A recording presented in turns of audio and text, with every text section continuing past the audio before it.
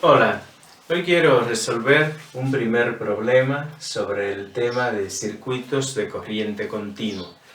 Un problema que he seleccionado del libro de Resnick del volumen 2 del capítulo que trata justamente sobre circuitos de corriente continua. Y el problema lo que dice es lo siguiente, lo voy a leer y luego lo resolvemos aquí. En la figura, esta figura que muestro aquí, el potencial en el punto P es de 100 volts. Vamos a copiar ese dato. El potencial en P es de 100 volts. ¿Cuál es el potencial en el punto Q? Eso es lo que el problema nos dice. Nos da un circuito que tiene dos fuentes de FEN, una de 150 volts, una de 50 volts. La flecha indica la dirección en la que apunta cada una de ellas. Tiene dos resistores, uno de 2 ohms y otro de 3 ohms. Nos da el potencial en esta esquina del circuito y nos pide el potencial en la otra esquina del circuito. Bien, para resolver ese problema, lo que debemos hacer primero es plantear cómo se calcula la diferencia de potencial entre dos puntos. La diferencia de potencial entre dos puntos se calcula iniciando en uno de los puntos hasta llegar al otro punto por cualquier camino del circuito. Por tanto, podemos plantear aquí lo siguiente. El potencial en P, o sea, vamos a iniciar en este punto P y voy a recorrer el circuito aquí en sentido contrario a la manecilla del reloj hasta llegar al punto Q.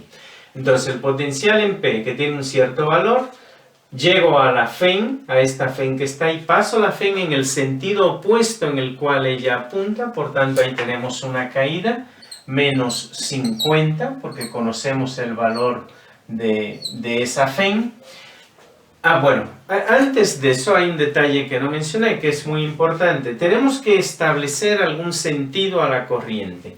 Como nosotros vemos aquí, esta FEN es de 150 volts y este es de 50 volts. Por tanto, esta FEN es mayor.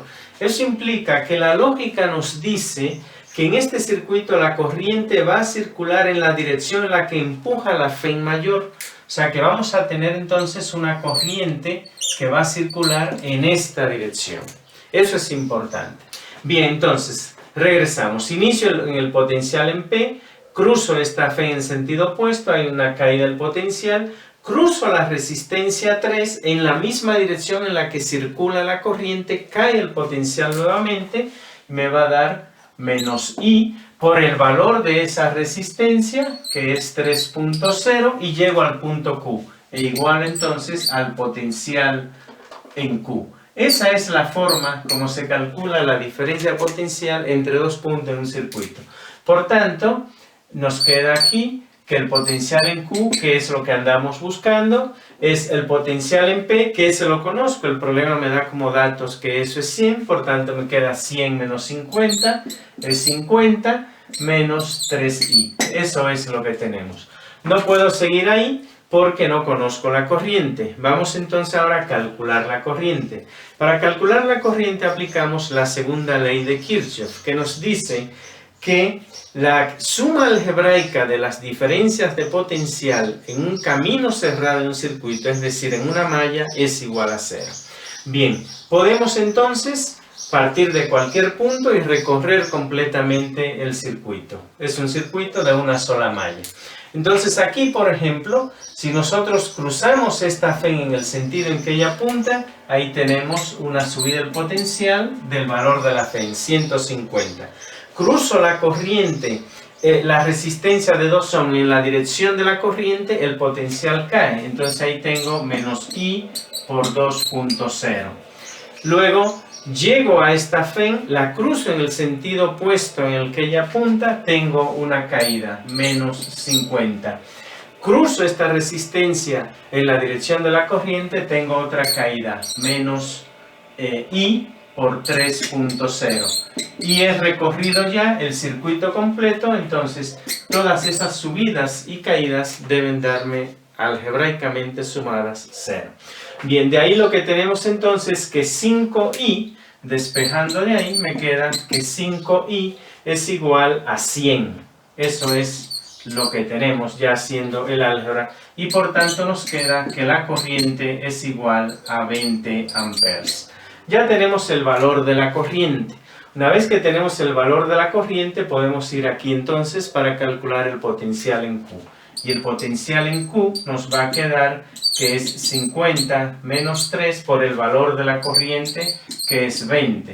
Y de aquí viendo, vemos que el potencial en Q es igual a menos 10 volts. Y esa es la solución del problema.